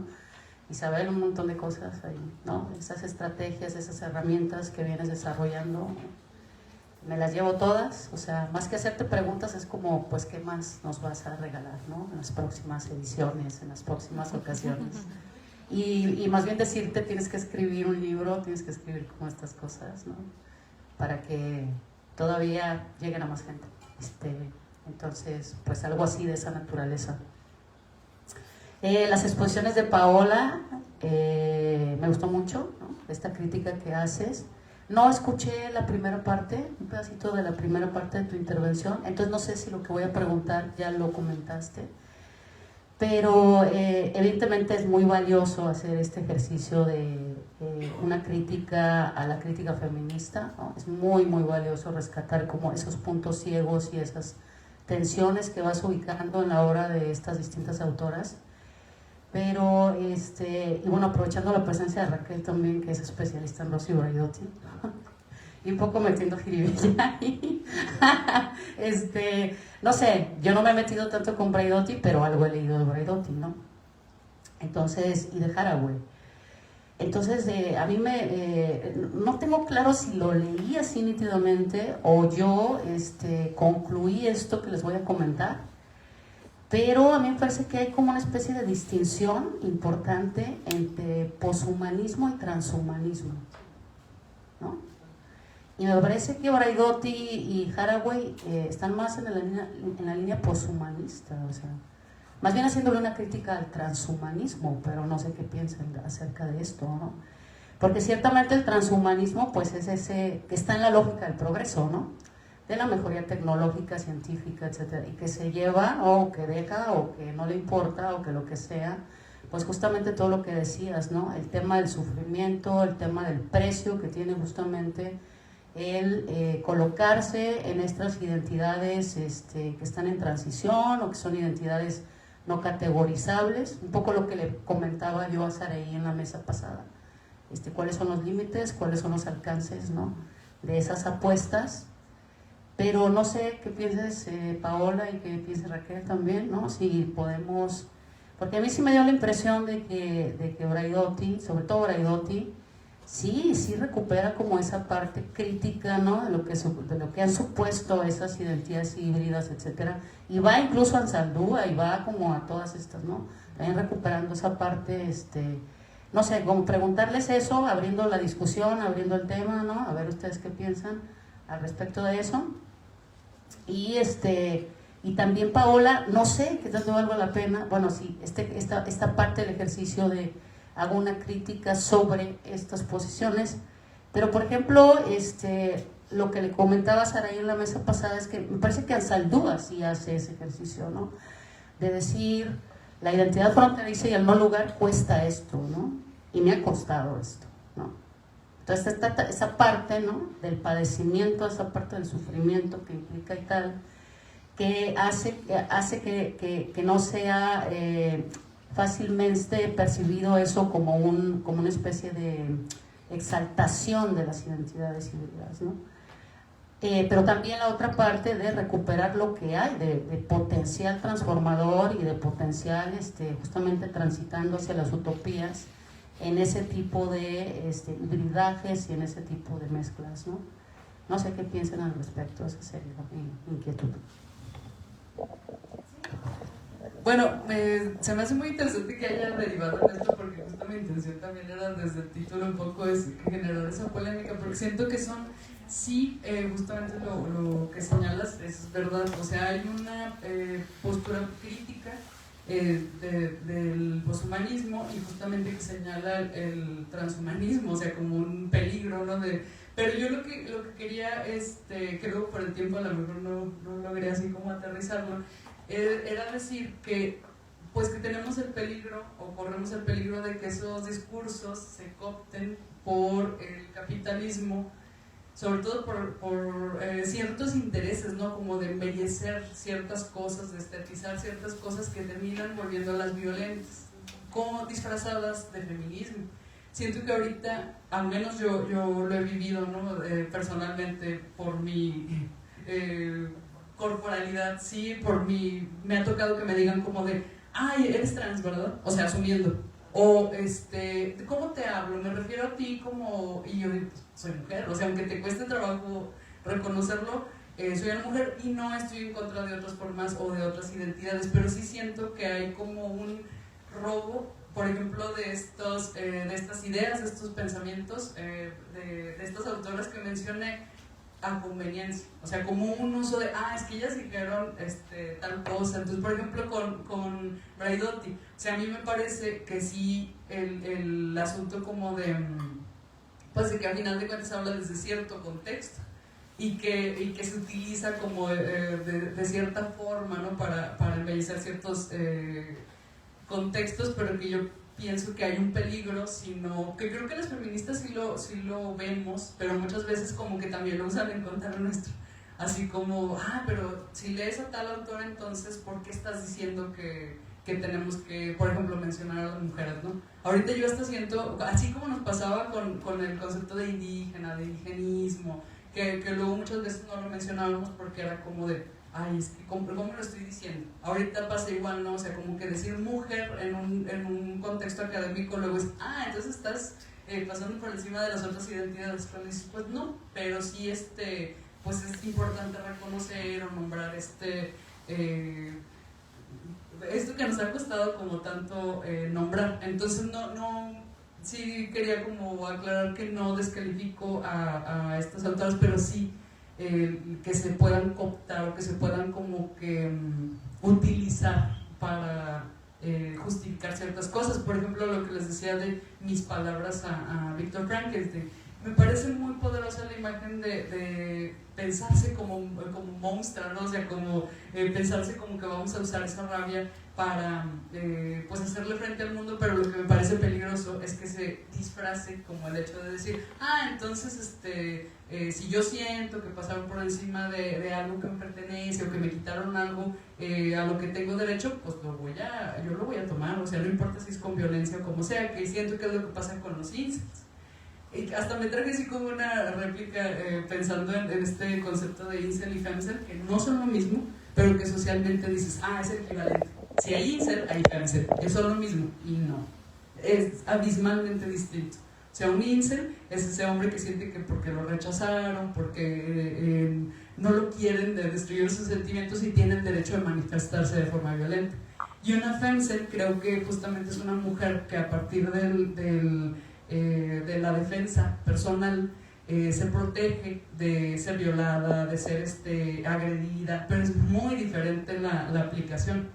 Y un poco por eso ponía el ejemplo de estos directores de cine que me gustan mucho, pero que en los últimos años los veo de manera distinta, porque justifican muchas de las cosas como de hackear al sistema desde la misma tecnología, pero luego si tú analizas las películas dices, pues está lleno de ejemplos de hombres que utilizan esa tecnología a su favor, y de hombres con fetiches y fantasías y cosas que utilizan esa tecnología y esa mejora, pero solamente a su conveniencia. No hay mujeres en esos ejercicios. Entonces, pues sí, yo lo decía más como en ese sentido, como de no descuidar que nos vayan a robar esos discursos. Sí, bueno, rapidísimo, nada más, así como, no sé, como una sugerencia, ¿no? Quizás valdría mucho la pena incluir, como, por ejemplo, este ejemplo de Ansalúa, ¿no? De cómo sería no hacerlo así como yo digo que lo están haciendo, ¿no? O sea, cómo sería, ¿no? Quizás eso podría ser útil para tu trabajo. Y se me olvidó algo, Raquel, preguntarte que encontramos mucha literatura especulativa en el feminismo y todo, o sea, mucha. Entonces, ¿por qué recurrir a la literatura especulativa? ¿Por qué recurrir a esa forma, ¿no? ¿Por qué es importante para el feminismo? Que pudieras compartirnos tu percepción al respecto. Bueno, voy a ser muy breve también para cerrar. Yo creo que, no conozco toda la obra de ni de Haraway ni otras que han sido citadas, pero sí conozco de alguna manera como más un poco extensa lo que ha hecho Braidotti, y me parece que sucede constantemente una cuestión más bien como de lectura, ¿no? Porque el transhumanismo al que ella está refiriéndose es un transhumanismo que no tiene. Cuando ella habla del transhumanismo está hablando de alguien como muy concreto y de políticas públicas muy concretas que, por ejemplo, tienen que ver con la instauración de un instituto para el futuro de la humanidad en la Universidad de Oxford, entre otro tipo de instituciones que lo que hacen es una serie de inyecciones presupuestales a estas universidades para eugenesia particularmente y para tener determinados archivos de la biodiversidad pero no para la supervivencia de la humanidad, sino de cierta élite humana que va a trabajar con determinados, etcétera, ¿no? Entonces hay unas cosas bien interesantes porque el conocimiento posthumano o en lo posthumano de Braidotti, ella lo que está haciendo es analizar este tipo de organizaciones institucionales. O sea, no tiene que ver con una crítica a la idea o a la idea sexogenérica de las personas trans, ¿no? O sea, es una cosa distinta. Entonces, a veces, pues precisamente por la falta de lectura, ¿no? Y la profundización en este sentido, pues se puede ese peligro de apropiarse de ideas que no han llegado a ser suficientemente profundas en qué está diciendo esta autora, pues puede malversar también ciertas cuestiones. Ella tiene un texto que se llama Transposiciones también, pero no es una crítica a las personas trans o ni tampoco es una construcción desde esa perspectiva, ¿no? O sea, está haciendo una crítica a la ética kantiana que está basada en la razón y más bien está promoviendo una cuestión de las éticas corporales zoecentradas en términos pues como mucho más amplios. Y bueno, pues eso, ¿no? O sea, como estas discusiones pues justamente pueden ser banalizadas de muchas formas, pues definitivamente cuando ella en particular habla de transhumanismo es a la crítica de estos institutos para el futuro de la humanidad y para las políticas públicas de ciertas instituciones universitarias y de los museos donde se albergan todas estas experimentaciones en las corporalidades de animales, de plantas, etcétera, pues está viendo eso, ¿no? O sea, como que es mucho más amplia que una discusión otra vez androcéntrica en muchos sentidos y aunque hace también en ese sentido unas críticas la biotecnología, las lleva en una exploración pues justamente biopolítica, pero que modifica también esta idea de biopolítico hacia un entramado zoopolítico con un acompañamiento pues más estratégico, me parece, aunque por supuesto es criticable en muchas cosas, como todas las pensadoras vivas, ¿no? Y todas las que estamos generando, pues ahí, claro, Braidotti no menciona nunca a nadie desde alguien que no escriba en inglés, por ejemplo, ¿no? O sea, nunca mencionará a ninguna pensadora que no esté ahí. Incluso su única referencia casi siempre es ay, se me fue el nombre, ahorita se me acuerdo, pero no, no, ¿quién da más? No es cierto. Ella es australiana, pero italo-australiana, que se educó en Francia, pero que vive en Ámsterdam, es decir, ahí hay una cuestión, ¿no? Bueno, pero muchas gracias por la pregunta. Digo, creo que podemos seguir platicando mucho de esto allá afuera.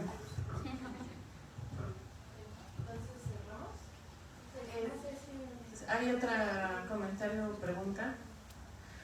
A mí si me permiten decir algo, un pensamiento. 1 minuto.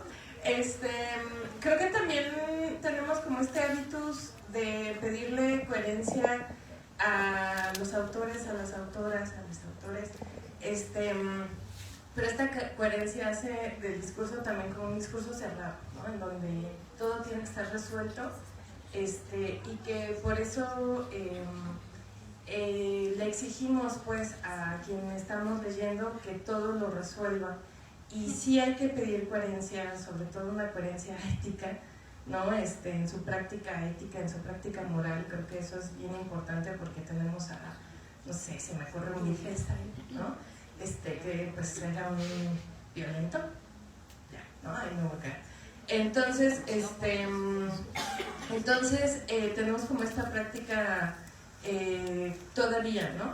Y creo que también es importante la crítica, ¿no? La mirada crítica, como si efectivamente empezamos a encontrar en las autoras un montón de respuestas, y entonces ahí no queremos que ellas se equivoquen en esta como cosa que estamos siguiendo, ¿no?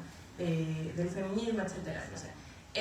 Pero también creo que tenemos que, creo que también tenemos que como que pensar que estamos todas resolviendo cosas, ¿no? Y que encontrar los vacíos o los puntos ciegos, ¿no? Que mencionaban, eso es importante, pero también como ver que una cosa es el punto ciego y el vacío que hay que rellenar nosotros desde nuestro posicionamiento, y otra es como esta coherencia interna de los discursos. Creo que también a veces nos llevan a un discurso cerrado donde todo está concluido y donde ya no hay nada más que decir, ¿no? O sea, creo que estas autoras también nos dejan tarea a nosotras, ¿no? Y nos permiten como pensar pues desde América Latina, desde cómo es ser mujer en América Latina, cómo ser una mujer racializada o etcétera, ¿no? O precarizada laboralmente, por ejemplo, ¿no? Solo eso quería. No sé si alguien quiere como sumar algo más, sino para ir cerrando ya esta mesa, y vamos a dar, no sé, 5 minutitos o pasamos inmediatamente. 5 minutitos para pasar a la siguiente mesa. Le agradecemos a todas las ponentes.